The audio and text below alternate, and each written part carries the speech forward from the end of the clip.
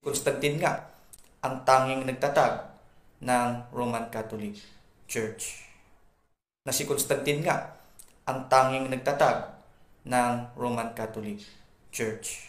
A few moments later. Ang simbang Roman Katoliko ay tinatag lamang sa pamamagitan ni Gregory I. Sa pamamagitan ni Gregory I. Sa pamamagitan ni Gregory I.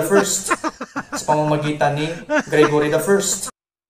Sa pagkakataong ito mga kapatid, tatalakayin natin ang nagkontrahan at pabagubagong aral nitong Baptist Evangelist kung sino ang nagtatag sa simbahang Katoliko.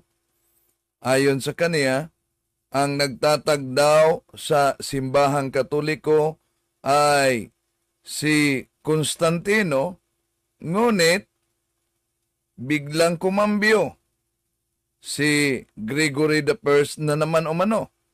Ano nga ba talaga, kuya? Samahan ninyo ako.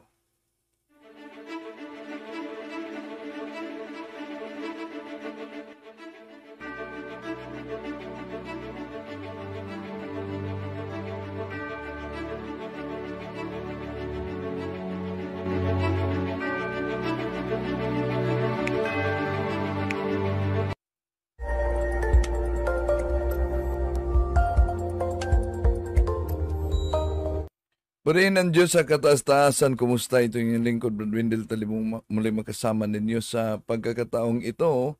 At kung bago lang kayo sa ating channel, inaniyahan namin kayo na magikayat din sa ating mga kapatid na Katoliko, magsubaybay, magtanong. Huwag kalimutang mag-like, mag-subscribe, at pindutin ang bell button para updated kayo sa ating talakayan at mag-comment. Napansin nyo ba mga kapatid, na itong iba't ibang mga nagsusulpotang sikta sa ating panahon para lang pasinungalingan itong kasaysayan kung sino talaga ang nagtatag ng simbahang Katoliko, meron silang sariling hindi history, kundi his story. At hindi lang yan, ang history na yan na ginawang his story ay nagiging chismis pa ang resulta. Ito ang ating tatalakayin kasama ang Factbusters PH. Buksan muna natin ito sa panalangin. In the name of the Father, and of the Son, and of the Holy Spirit. Amen. Come, Holy Spirit, fill the hearts of your faithful, and enkindle in them the fire of your love. Send forth your Holy Spirit, and they shall be created, and thou shalt renew the face of the earth. O God, you've instructed the hearts of the faithful by the light of the Holy Spirit. Grant that through the same Holy Spirit we may always be truly wise, rejoice in His consolation, to the same Christ our Lord. Amen. Hail Mary, full of grace, the Lord is with thee. Blessed art thou among women, and blessed is the fruit of thy womb, Jesus. Holy Mary, Mother of God, pray for us sinners, now and at the hour of our death. Amen. Mary, help of Christians, pray for us. In the name of the Father, the Son, the Holy Spirit. Amen. Karamihan sa ating mga kapatid sa ibayong pananampalataya ay gumawa ng sariling version nila. Pero hindi sa history, kundi sa chismis. Imagine mo yan mga kapatid. Yun umanong si Constantino na na-convert sa simbahang Katoliko ay ginawang tagapagtatag, ngunit nagbago ang kaniyang aral. Ang nagtatag na naman si Pope Gregory the First. Ibig sabihin, Gregory the Great. Tatalakayin natin ito, mga kapatid, yung Factbusters PH na unang may tinalakay tungkol dito. Pakinggan natin si Ka Burnok. Ito ang Factbusters!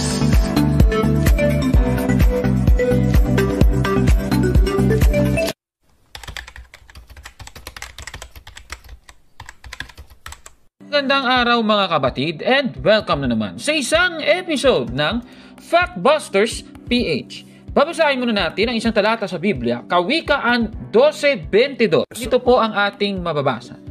Nasusuklam ang Panginoon sa mga nagsasabi ng kasinungalingan, ngunit nalulugod siya sa nagsasabi ng katotohanan. Napakaklaro po ng ating nabasa mga kababayan. Ayaw po ng Diyos, siya po ay nasusuklam sa mga nagsasabi ng kasinungalingan. Sa ating episode ngayon mga kababayan ay babalikan muna natin yung mga naging episode natin noon, yung episode 123 at episode 124, tinalakay po natin ang isang video mula po sa Rated K ni Miss Corina Sanchez. Yung unang episode na... Ito ang ginamit kasi ng mga balik Islam din na isang pare na yumakap sa Islam mga kapatid. At para yatang hindi dumaan ito sa seminaryo mga kapatid. Imagine mo na si Constantino para sa kanya ang nagtatag ng simbahang Katoliko. Ating pinalabas tungkol dito ay may pamagat na Rated Kalokohan Part 1. Ito po ay meron ng 323 likes as of recording, 2,400 views at ini-upload noong June 22, 2021. Samantala, yung Part 2 naman ay merong 255 likes as of recording at 2,100 plus views at ini-upload po natin yan noong June 23, 2021 mga kapatid. At nagkaroon nga tayo ng flashback episode sa nasabing pagbubunyag tungkol po sa documentary na ito ng Rated K. Ito pong flashback episode, tatalakayin natin ang naging dokumentaryo ng Rated K na paninira sa Iglesia Katolika na as of recording ay may 774 likes, 12,000 views at ini-upload natin noong May 24, 2022 mga kapatid. Ito pong isang Facebook page na Original Baptist Faith Defenders na sa kasalukuyan ay may mahigit 2,300 likes at 2,900 followers ay nag-comment po tungkol dito. At ito po yung post nila noong January 9, 2023. Ganito yung kanilang sinasabi, Kailangan pa ba dapat tutulan ng Roman Catholic Church na si Emperor Constantine the Great nga noong 300 AD ang nagpaumpisa at nagbuo ng Catholic o Universal Church sa Roma na ayon sa Catechism of the Roman Catholic Church ay only foundation. At itong yan o mga kapatid, si Constantino ang nagbuo 300.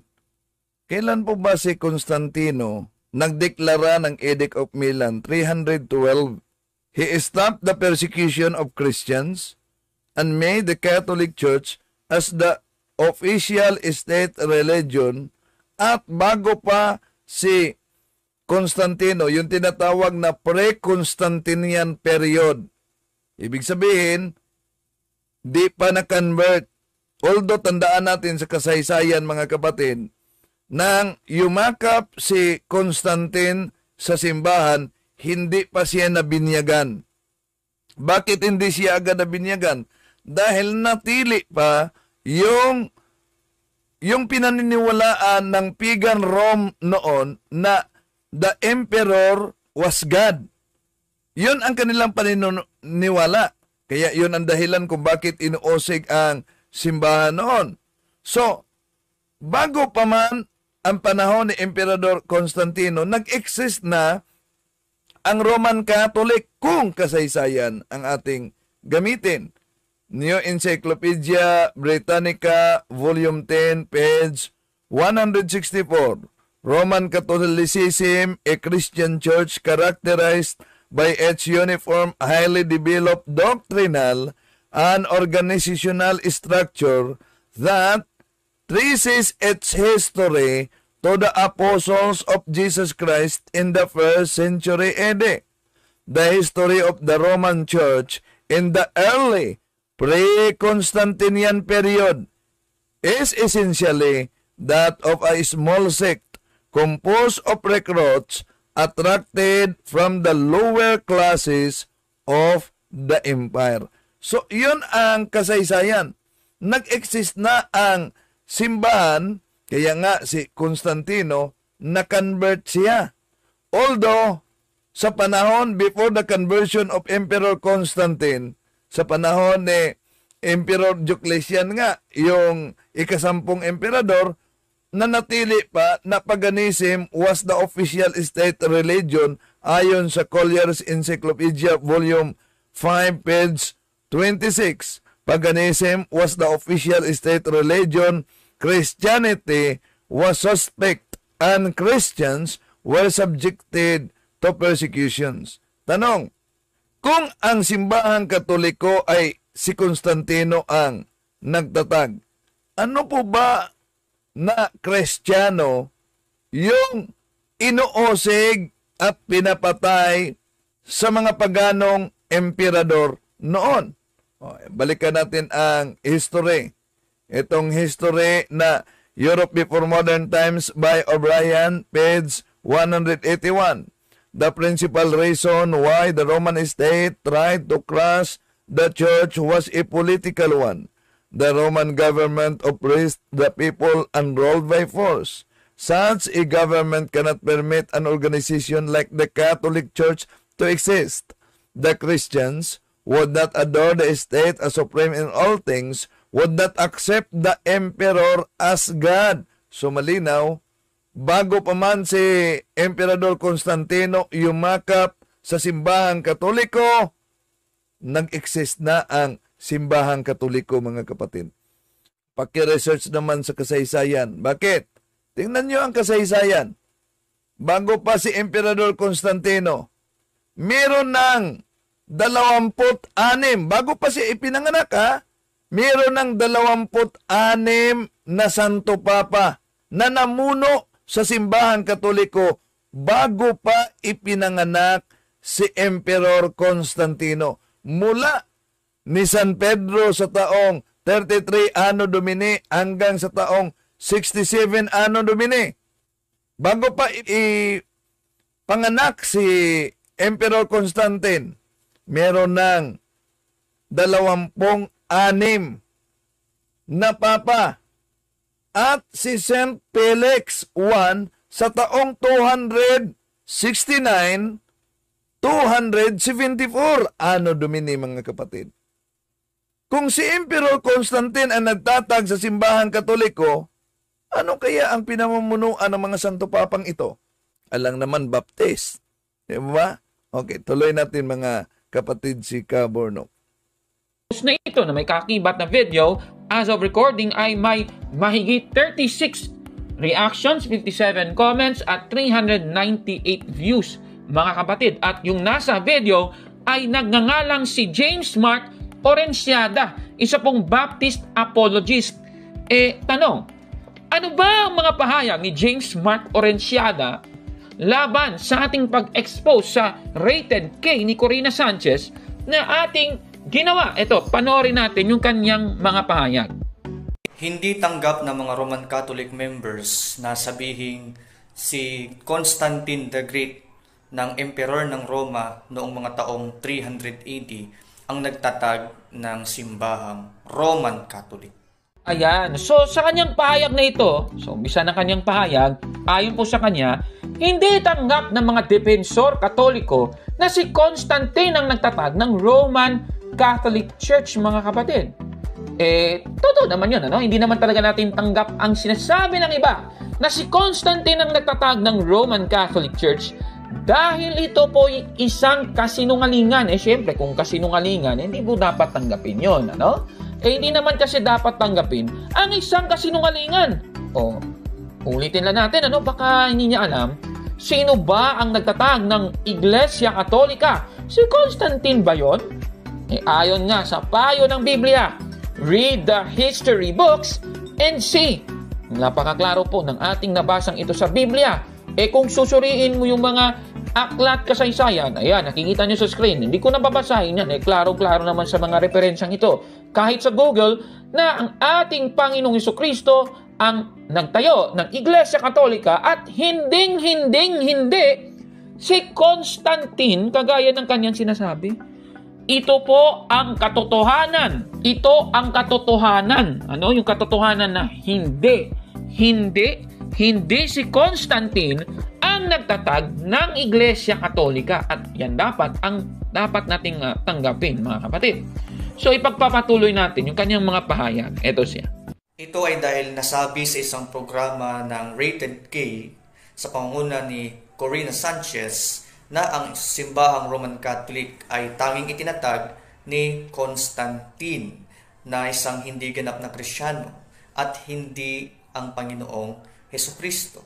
Tingnan natin kung tanging itinatag ba ni Constantine ng simbahang katoliko ay wala pa raw kung ikukumpara sa pinakamalaking lihim ng simbahang katoliko.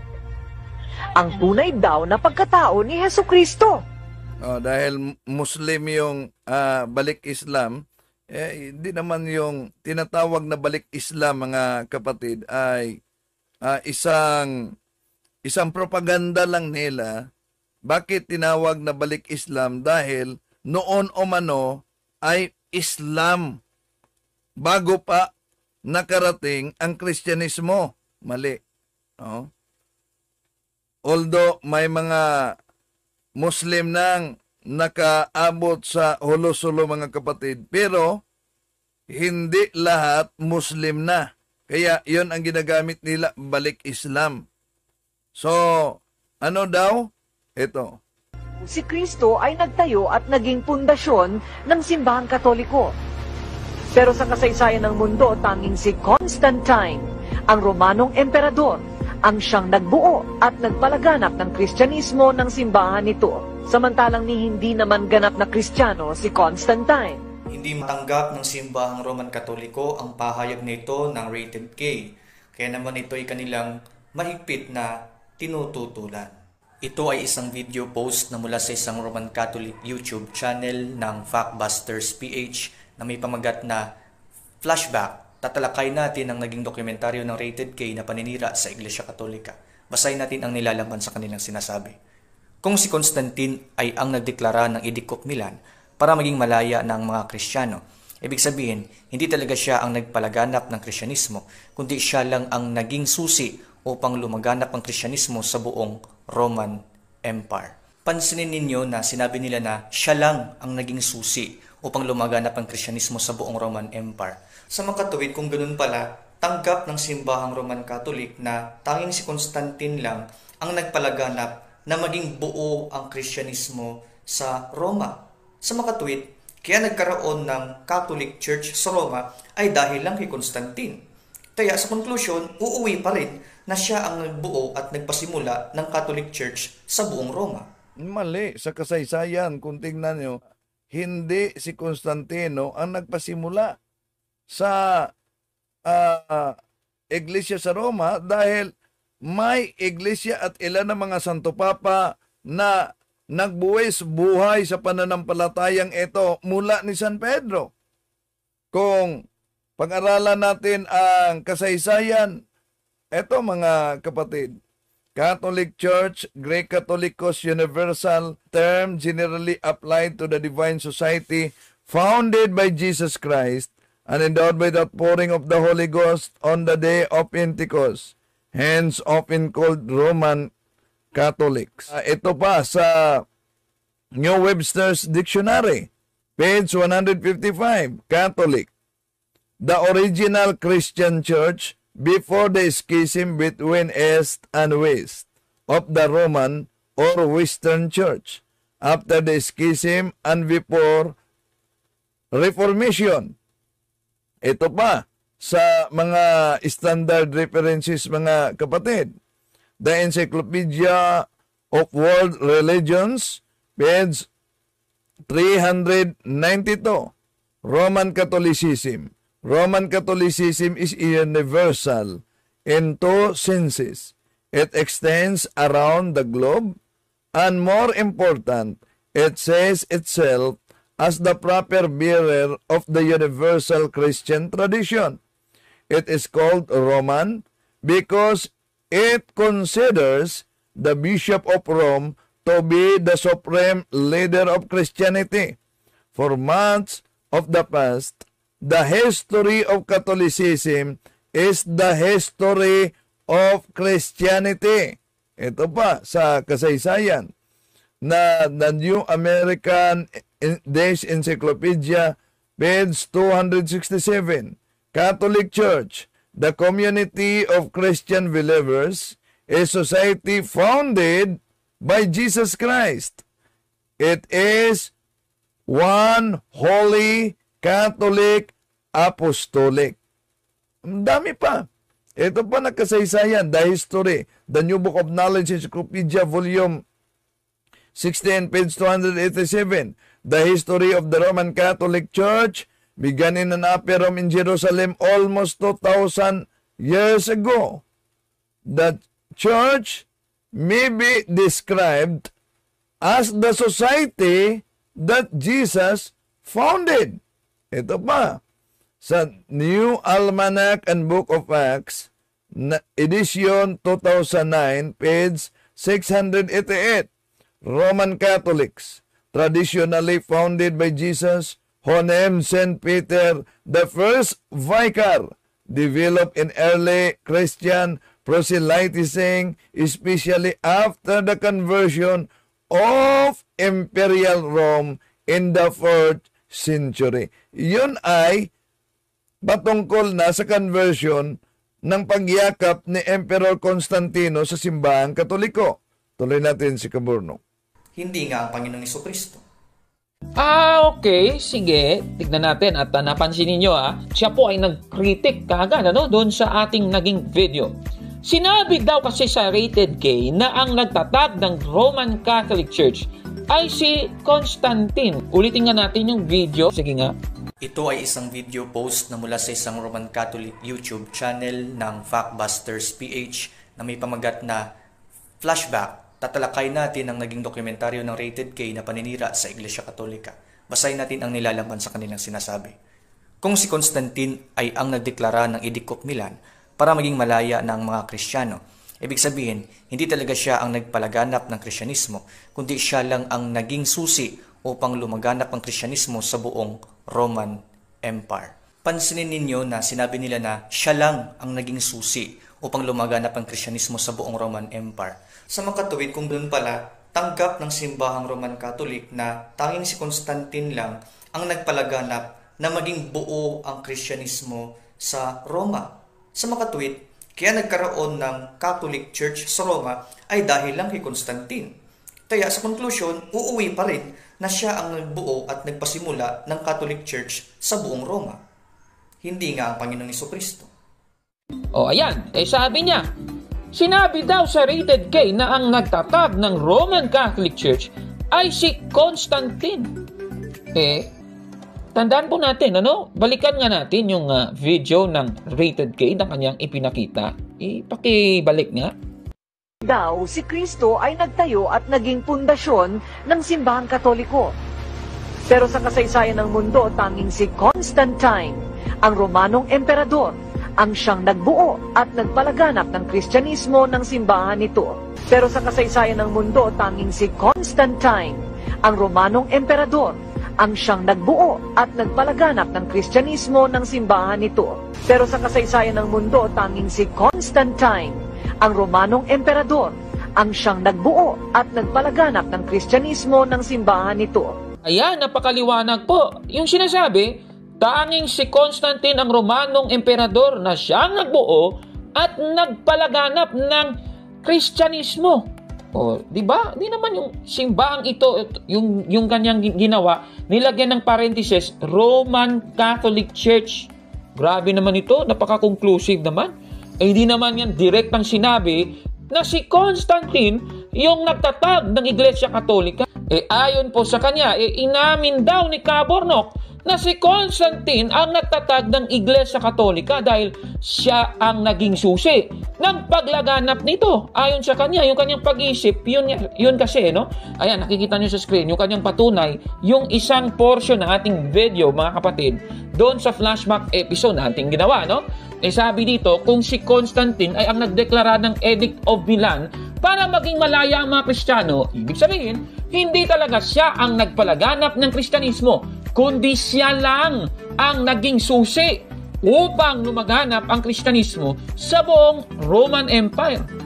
Ang tanong, tama ba ang pagkakaunawa niya na inamin daw natin na si Emperor Constantine ang nagtatag ng Iglesia Katolika mula sa ating naging pahayag na ito? Ano ba yung pahayag kasi at paliwanag natin? Kaya ito yung ating sinabi. Panoorin nyo muna ulit. Ano? Daw, si Kristo ay nagtayo at naging pundasyon ng simbahang Katoliko. Pero sa kasaysayan ng mundo, tanging si Constantine, ang Romanong emperador, ang siyang nagbuo at nagpalaganap ng Kristyanismo ng simbahan nito. Samantalang ni hindi naman ganap na Kristiyano si Constantine. Imagine a non-Christian defining the faith of the Christian. Yun ang malaking hindi alam ng maraming Kristiyano. Dahil binyagan siya noong mamamatay na siya many years after. At di lang yan mga kapatid. Alam niyo ba sa kasaysayan, na binyagan si Emperor Constantine, ang nagbinyag sa kanya ay isang Arian na pare. Dahil sa panahon na yan, lumalaganap na yung Arianism. At ang anak ni Constantino ay nagiging supporter sa Arian, si Arius, na nagtuturo, walang pagkakaiba yan sa grupo ni Felix Manalo, na ang aral nila si Kristo, tao at hindi Diyos. Okay, tuloy natin. Aba, grabe umpisa pa lang yan mga kababayan.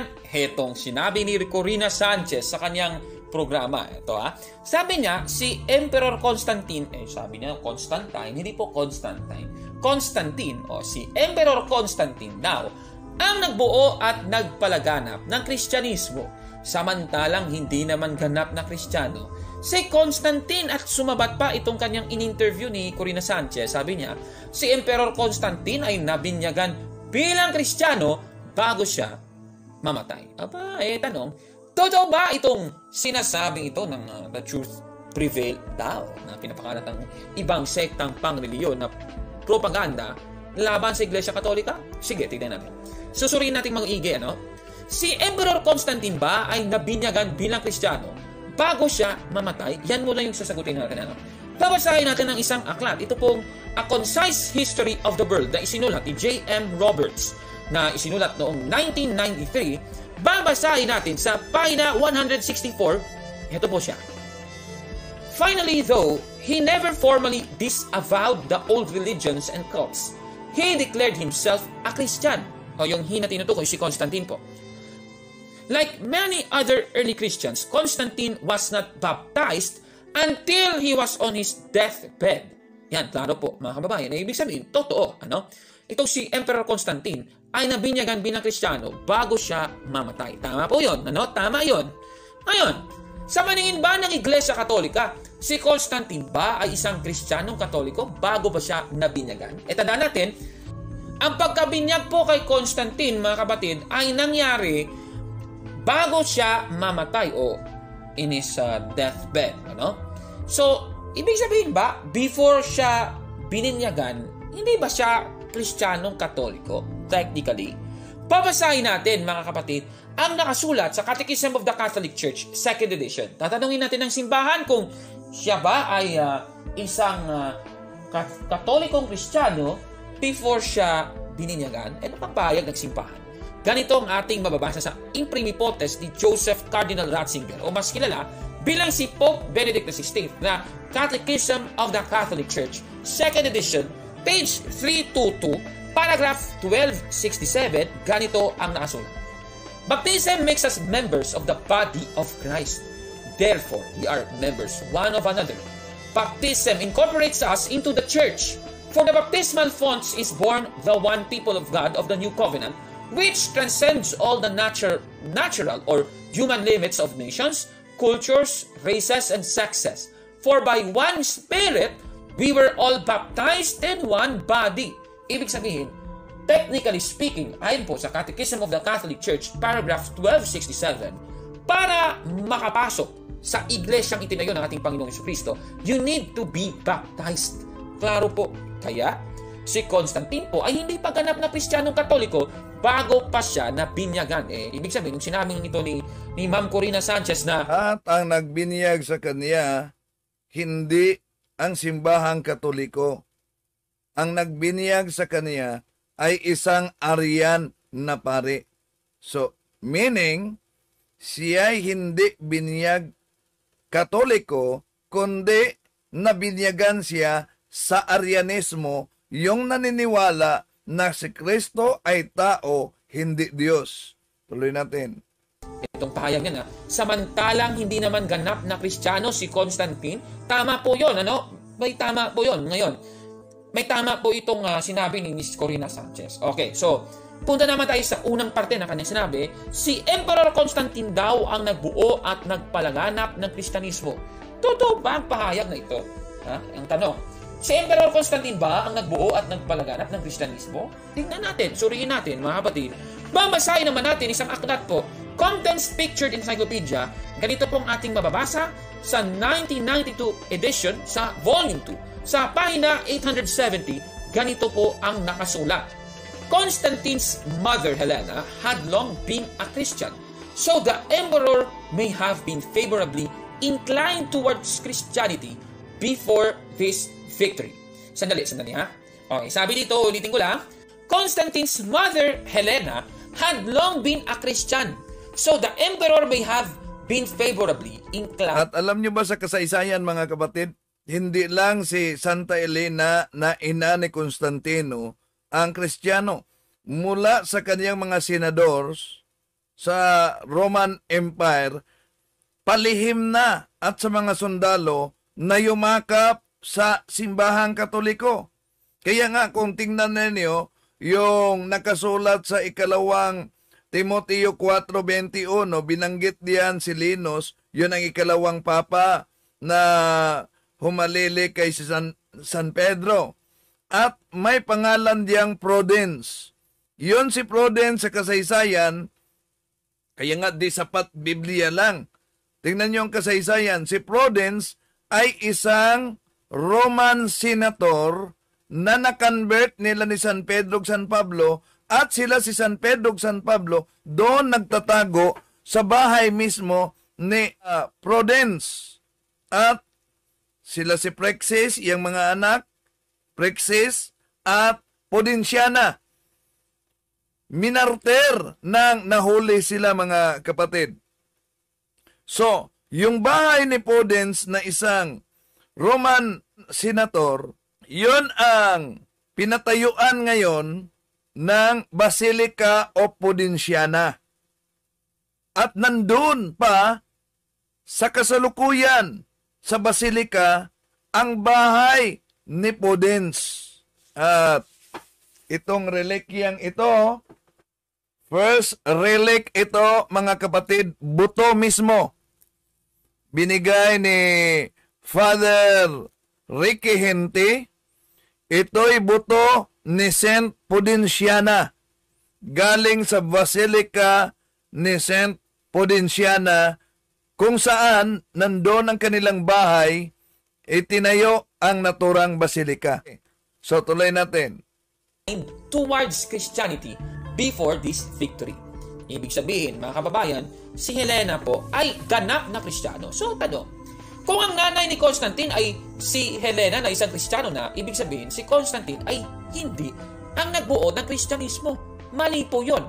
Ibig sabihin, si Helena, kasi dati na siya Kristiyano, nanay ni Constantine na si Helena, Kristiyano na siya dati pa, ibig sabihin, hindi po si Constantine yung nagbuo ng Kristyanismo. Ma-acknowledge ko lang, may nabasa kong comment ni July D.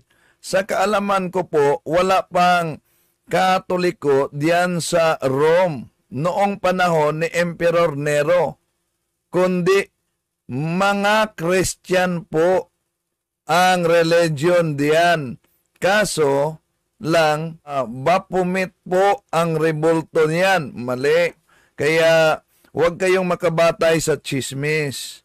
Dapat magbatay kayo sa history. Yun ang problema sa mga nagsusulputan. Kung meron man silang ginagamit na umano'y history, abay, his story pa at pagkatapos chismis lang. Bakit? Tingnan niyo ang kasaysayan. Kung sa panahon ni Nero, wala pa bang Katoliko diyan?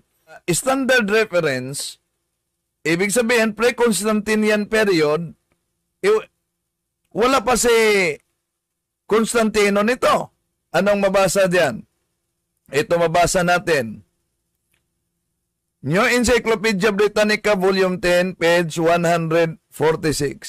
Roman Catholicism, a Christian church characterized by its uniform, highly developed doctrinal and organizational structure that traces its history to the apostles of Jesus Christ in the 1st century AD. The history of the Roman Church in the early pre-Constantinian period is essentially that of a small sect composed of recruits attracted from the lower classes of the Roman Empire. Ngayon, tingnan natin ang history, hindi yung nakabatay lang sa chismis, mga kapatid, kung sa panahon ni Emperor Caesar Nero, wala bang Catholic Church? Ito mabasa natin sa Kasaysayan, Europe Before Modern Times by O'Brien, page 181. The principal reason why the Roman state tried to crush the church was a political one. The Roman government oppressed the people and ruled by force. Such a government cannot permit an organization like the Catholic Church to exist. The Christians would not adore the state as supreme in all things, would not accept the emperor as God. So, malinaw. Ngayon, tingnan natin ang kasaysayan ni Emperor Nero. Ito ang kasaysayan, mga kapatid. Sila si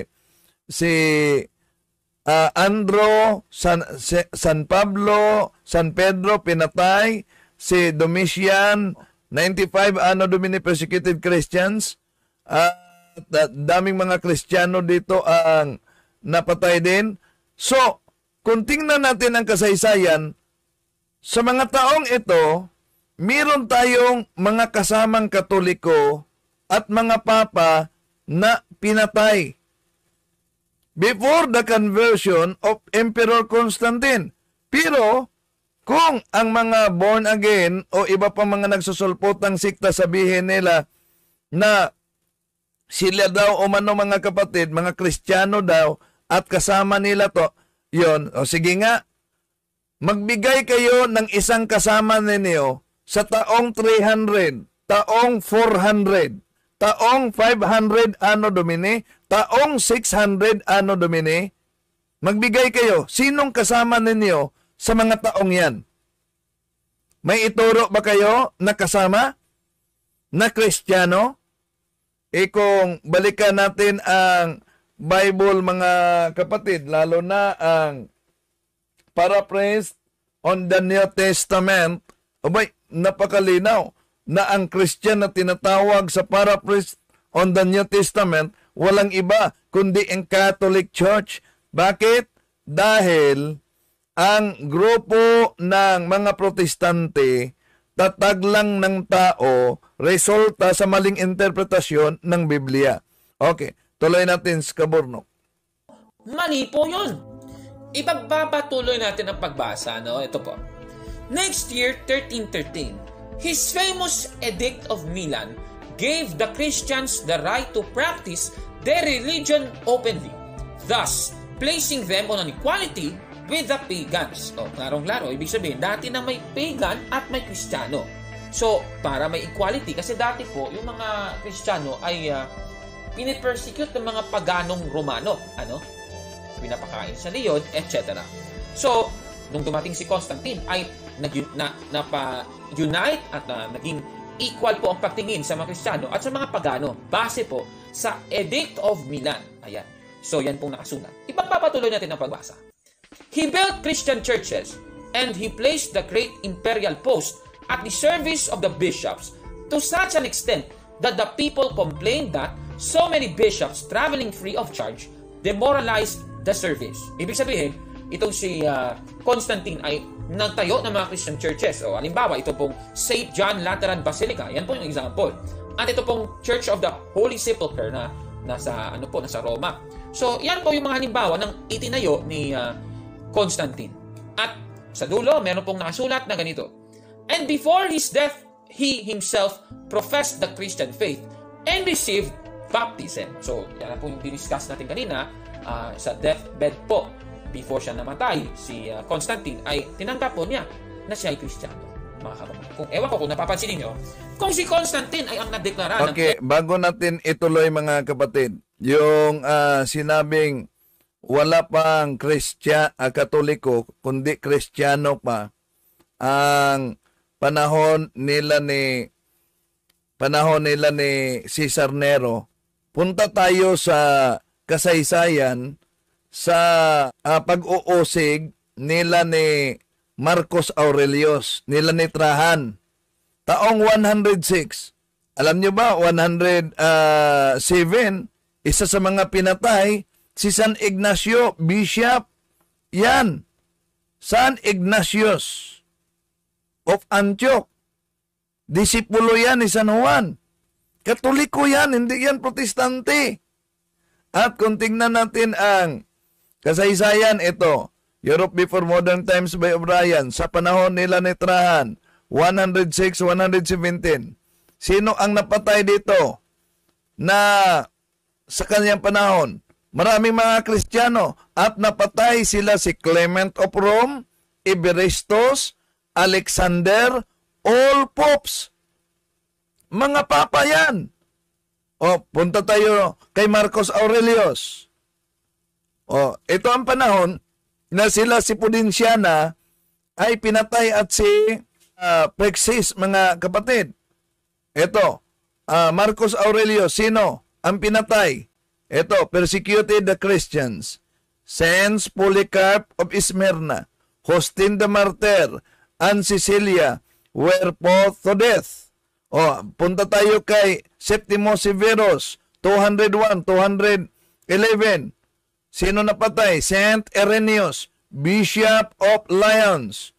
So, ngayon, kung sabihin nila, wala pang Katoliko sa panahon noon, kundi Kristiyano pa, palagay natin na ang Kristiyano binanggit nila, born again, kung born again man sila. Ang problema, sinong ituro nilang kasama? Ayon kay July D, maglagay po kayo ng photos dito para rin makita din ang mga mabasa ko. O, nakita na. Pinakita ko, history yon, hindi yon batay sa chismis, tulad ng paniniwala sa mga nagsusulputang sikta. Tuloy natin mga kapatid. Edict of Milan para maging malaya ang mga Kristiyano. Ibig sabihin, hindi talaga siya ang nagpalaganap ng Kristyanismo, kundi siya lang ang naging susi upang lumaganap ang Kristyanismo sa buong Roman Empire. Hindi po siya talaga yung nagpalaganap. Mali po. Siya lang yung susi. Kasi sa pamamagitan ng Edict of Milan, yan po yung susi para lumaganap ang Kristyanismo sa buong Roman Empire. Kaya sa sinasabi nito ng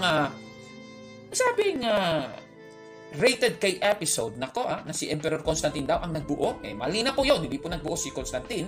At nagpalaganap, mali din yun. Kaya, busted yan! Mali. Di ba? So, yun pala Yun pala yung ating naging pahayag. Ganito po yun, mga kapatid, Bibigyan ko lang ito ng pansin, mga kapatid, Logic yung gagamitin, logic, Parang ganito yun, mga kapatid, Sige. Bawal sa isang syudad sa Pilipinas na magtayo ng Bible Baptist Church at gustong magtayo ni James sa syudad na yon. Para makapagtayo ng Bible Baptist Church si James, kailangan niyang humingi ng permiso sa mayor. Binigyan ka ng permiso ng mayor, James, ng syudad. Pagkatapos niyong mag-usap, syempre, hingi ka ng permiso sa mayor at binigyan ka ng permiso. So, at dahil dyan, makapangaral ka na bilang mangangaral ng Bible Baptist Church sa syudad na iyan. Diba, base sa ating senaryo, kagaya rin yan ng nangyari sa panahong ni Constantine, Si Constantine yung nagbigay ng permiso sa mga Kristiyano para ipalaganap ang Kristyanismo. Pero kung si Mayor ang susi para makapangaral si James sa syudad, ibig bang sabihin ito, ang Mayor na rin ang founder ng Bible Baptist Church? Nako Mr. James na ito, palpak ito sa logic Kaya ganon din ito. Itong nangyari kay Constantine. Hindi po si Constantine ang nagtatag ng Iglesia Katolika, kundi si Constantine ang nagbigay ng permiso sa pamamagitan ng Edict of Milan para maging malaya ang mga Kristiyano. Kasi ngayong Kristyanismo, existido na ang Iglesia Katolika na siyang Kristyanismo sa panahon na yon. Nako, ito talagang si James na ito, palpak. Walang logic ito. Sa sinasabing ito ni James Mark Orenciada na ito, palpak talaga, walang logic yung kanyang mga sinasabi. Kaya, busted! Yan! Palpak! Nako, palpak talaga. So, ipagpapatuloy naman natin yung kanyang mga pahayag. Sige nga, panoorin nga natin siya. Sa kanilang libro na may pamagat na A Catholic Guide to the Bible, makikita natin dito sa page 18 ang ganitong mababasa. Periodic persecutions by Roman authorities continued, but the church flourished. By the year AD 100, there were 300,000 to 500,000 believers. In AD 313, when Christians numbered several million, the Roman Emperor Constantine issued the Decree of Milan, granting religious tolerance to the church. Christianity had become a Catholic universal church as Christ had intended. So mapapansin ho niyo dito, kaya nagkaroon ng Catholic Church dahil sa Edict of Milan doon sa Roma. Sa makatuwid, ang nagtatag ng Catholic Church doon sa Rome ay si Constantine sa kanyang Edict of Milan. Kaya siya ang nagpaumpisa na ang Roma ay magkaroon ng Catholic. Meron bang mabasa? Yun ang hirap, mga kapatid. Ang binasa nila, ibinago. Batay sa konklusyon niya na hindi naman yun ang nakasulat. Na ang konklusyon, therefore, si Constantino ang nagtatag. Ang founder, may mabasa ba na si Constantino ang nagtatag? Kung si Constantino ang nagtatag, bago pa si Constantino, tingnan niyo ang kasaysayan, kahit mga aklat ginagamit ninyo. Di po ba? Meron ng mga naunang papa, halimbawa, yung mga papa na pinatay noon, sila si Eberestos, sila si Clement, pinatay ni Trajan sa taong 106-117. Eberestos, Clement, Alexander, mga papa yon pinatay ni Trajan before the conversion. Kung si Emperor Constantino ang nagtatag, anong relihiyon ng mga papang iyon na pinatay ni Emperor Trajan sa taong 106-117? Di lang yan. Kung tingnan natin si Saint Polycarp of Smyrna, si Austin the Martyr, si Saint Cecilia, sila si Pudenciana, Praxis, sa panahon ni Marcus Aurelius sa taong 161, anong relihiyon nila kung hindi pa natatag ang simbahang Katoliko? Sa panahon ni Septimo Severus, taong 201, 211, pinatay sila si Saint Irenaeus, Bishop of Lyons. Tanong, kung si Constantino ang nagtatag ng simbahang Katoliko, anong relihiyon yon? So isip-isip naman pag may time, tuloy natin. Church, hindi si Kristo. Aba, grabe naman yan Ayon po kay James Mark Orenciada, isang aklat ang nagsasabing dahil sa Edict of Milan ni Constantine, kaya may Catholic Church. Kaya ang nagtatag ng Catholic Church daw ay si Constantine. Ang tanong, totoo ba ito mga kapatid o katahang isip lang ito? Binasa niya yung aklat. Ayan, nakikita ninyo. Itong sinasabi ng aklat kasi, si Emperor Constantine daw na nag-issue ng Decree of Milan, siya daw ang nagtayo ng Iglesia Katolika. Babasahin natin Ito po yung aklat, A Catholic Guide to the Bible ni Father Oscar Lukfar. Ganito po ang ating mababasa. Ito pong nasabing aklat ay may imprimipotes ni James Shee at imprimatur ni Monsignor Maurice Byrne.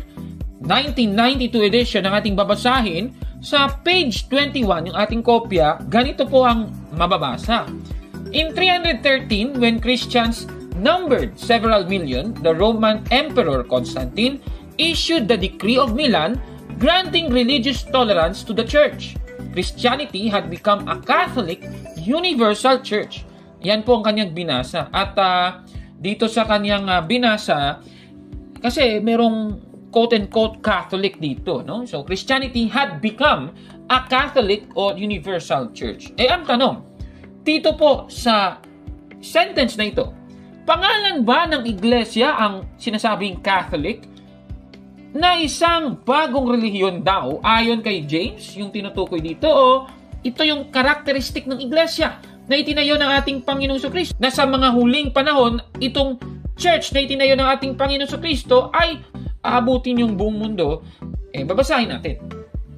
So ito po yung binasa ni James, mga kapatid. Itataas lang natin. Ganito po ang ating mababasa. Those who succeeded Peter as Bishop of Rome were seen to possess the same authority Peter had received from Jesus. They were first among bishops as Peter had been first among the apostles. Periodic persecutions by Roman authorities continued, but the church flourished. By the year 100, there were 300,000 to 500,000 believers.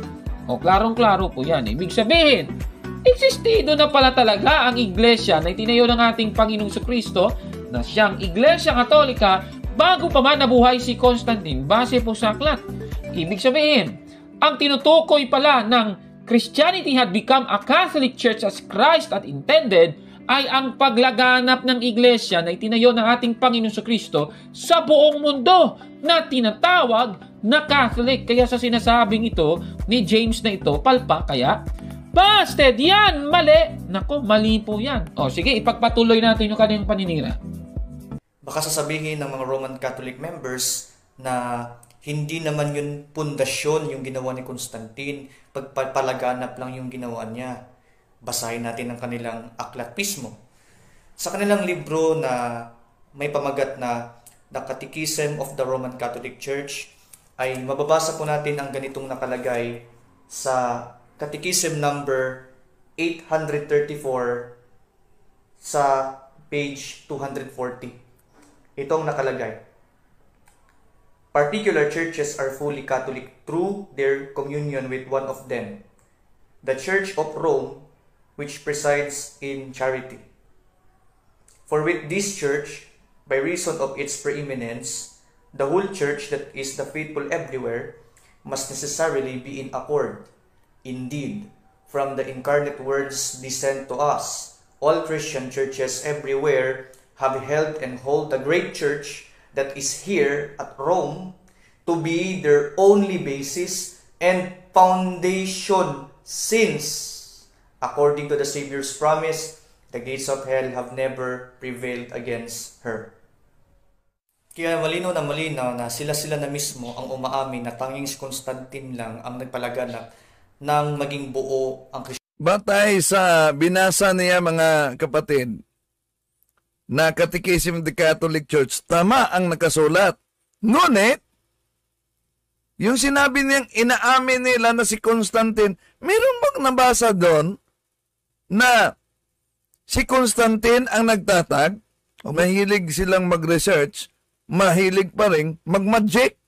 Okay, tuloy natin. Mismo sa Roma, sa makatuwid, dahil sa kanya nagkaroon ng universal or Catholic doon sa Roma. At mismong kanilang katekismo inamin na ito ay pundasyon labang nila or only foundation. Kaya, ba't pa nila kailangan pa ang pamalian ng rated K? Nasa kanilang mga sources na mismo ang sagot. Na si Constantine nga, ang tanging nagtatag. Nakita niyo mga kapatid kanina ang naturang Catechism of the Catholic Church.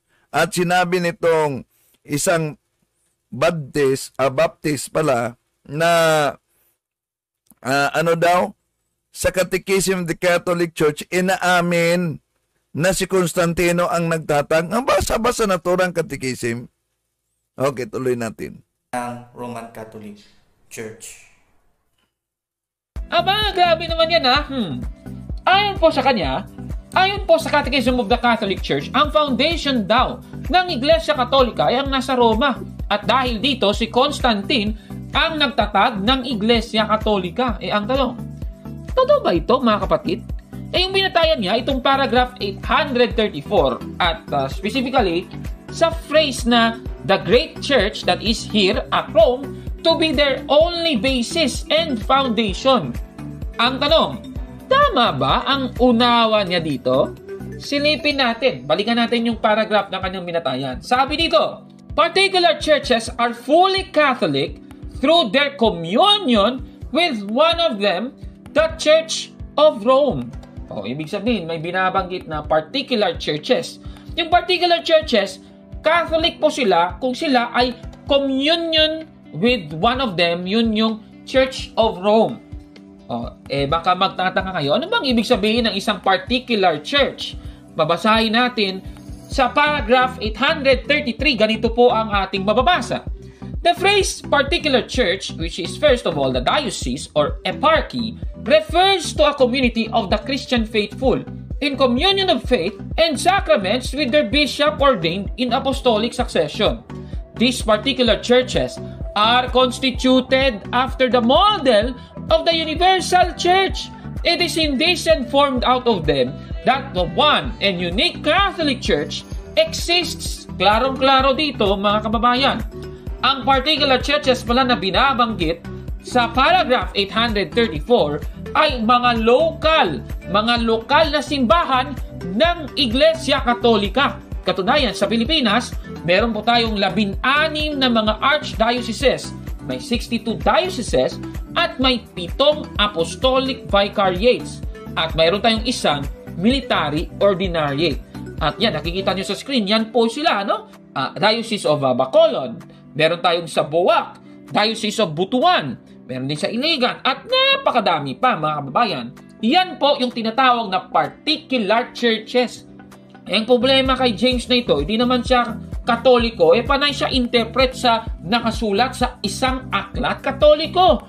Tanong, dito naman sa phrase na kanyang ginamit, tingnan ninyo all Christian churches everywhere have held and hold the great church that is here at Rome to be their only basis and foundation. Ibig sabihin, yung mga particular churches na yon na siyang Christian churches, sila po, yung mga lokal na yan, meron po silang tinatawag na kung sa iglesia, yan ang sentral. Yan. So, sa sentral na yan, dyan mga galing yung mga mandato. Kaya lahat ng particular churches ay nasa ilalim ng iglesia na nasa Roma. Parang ganito yon Mr. James, para maintindihan mo. Halimbawa, lahat ng lokal ng kapilya ng Iglesia ni Cristo ni Manalo, nasa ilalim po yan ng iglesia na nasa diliman, na kung saan nandoon ang executive minister. Kagaya din yan ng sa MCGI. Lahat ng lokal ng MCGI ay nasa ilalim ng iglesia na nasa Apalit, Pampanga, na kung saan ginaganap ang malakiang pagsamba ng MCGI. At lahat ng particular churches ng Iglesia Katolika ay nasa ilalim ng iglesia na nasa Roma. Pero tanong, bakit naging foundation ang iglesia na nasa Roma? Tandaan po natin, noong itinayo ni Kristong iglesia, kay Pedro po ibinigay ang authority sa iglesia. At mababasa natin yan sa Mateo 16:19 at sa Lucas 22:32 mga kapatid. At si Pedro po, nakarating po siya ng Roma. Dala ang pangangaral ng iglesia ni tinayo ng ating Panginoong Kristo. At mababasa natin yan sa unang Pedro 3:15. At dahil si Pedro nga ang namuno sa buong iglesia, ibig sabihin yung kanyang magiging successor na ngayon ay nasa Roma, siya po ang magiging basehan, the basis and foundation of all the particular churches. Manggagaling sa kanyang mandato sa iglesia, mga kapatid. At dahil napasailalim ng pamumuno ng kahalili ni Pedro ang iglesia, may pagkakaisa sa iglesia. At tandaan natin, ang iglesia at hindi ang Biblia, ang haligi at suhay ng katotohanan. Ayon po sa unang Timoteo 3:15, mga kapatid. Ngayon, sa sinasabi niya na si Constantine daw talaga ang nagtatag ng Iglesia Katolika. Ito, meron akong gustong sabihin sa inyo, mga kapatid, ano? Mukhang may contradiction siya sa isa pa niyang video Panoorin ninyo yung kanyang contradiction. Panoorin ninyo, mga kapatid. Na si Constantine nga ang tanging nagtatag ng Roman Catholic Church. Na si Constantine nga ang tanging nagtatag ng Roman Catholic Church. Na si Constantine nga ang tanging nagtatag ng Roman Catholic Church. A few moments later. Ang simbang Roman Katoliko ay tinatag lamang sa pamamagitan ni Gregory the First. Sa pamamagitan ni Gregory the First. Sa pamamagitan ni Gregory the First. Sa pamamagitan ni Gregory the First. Ano nga ba talaga, kuya? No. Yon ang hirap, mga kapatid, pag ang history na ang gawing his story. Pero napansin niyo, sa Iglesia ni Cristo, iba-iba naman ang kanilang itinuturo na nagtatag ng simbahang Katoliko. Naalala niyo yung debate ni Father Darwin batay sa aklat mismo ng grupo ng Iglesia ni Cristo. Ang aklat na yan ay ang pamagat, ang sulo sa ikatitiyak sa Iglesia Apostolika Katolika Romana, ang pasugo 1947 kay Felix Manalo ito. Dito, mga kapatid, meron silang binanggit sa pahina 33 na ang Iglesia, bagong Kristiyano umano, ay nagawa ni Emperor Constantino na maging relihiyon sa imperyo. Pero sa isa na naman na aklat nila, mga kapatid, meron ding binanggit na isa pang emperador na nagtatag ng simbahang Katoliko. Aklat nila mismo, no? Yung pamagat ang kay Felix Manalo pa rin. Ang katotohanan dapat malaman ukol sa mga aral ng Iglesia Katolika Apostolika Romana. Alam nyo ba kung sino ang nagtatag sa simbahang Katoliko batay sa pahina 13? Ito, walang pagkakaiba sa pahayag ni James, mga kapatid. Pabago-bago. Ito, basahin natin sa page 13. Bakit, kay Felix Manalo ito, ha? Bakit nagkaroon ng Iglesia Katolika Apostolika Romana? Itinayo sa ikapagkakaisa ng Imperyo Romano at ng Iglesia sa layong magkakaroon ng kapayapaan sa panahon ng Emperador Justiniano I. O si Emperador Justiniano I. Pero sa debate namin ni Parba, ang simbahang Katoliko itinatag umano nila ni Bishops of Rome in 1870 at ginagamit na aklat yung Discourses of the Apostles' Creed. Dahil ang nakasulat, during the Vatican Council, the bishops assembled unanimously decided upon this official name, the One Holy Catholic Apostolic Roman Church. So therefore, mga obispo ang nagtatag. Sa debate nila ni Father Darwin, si San Ignacio ang nagtatag. Saint Ignatius, Bishop of Antioch. Pero kung si Eliseo Soriano ang tanongin ninyo, sino ang nagtatag ng simbahang Katoliko? Alam niyo ba anong sagot ni Eliseo Soriano?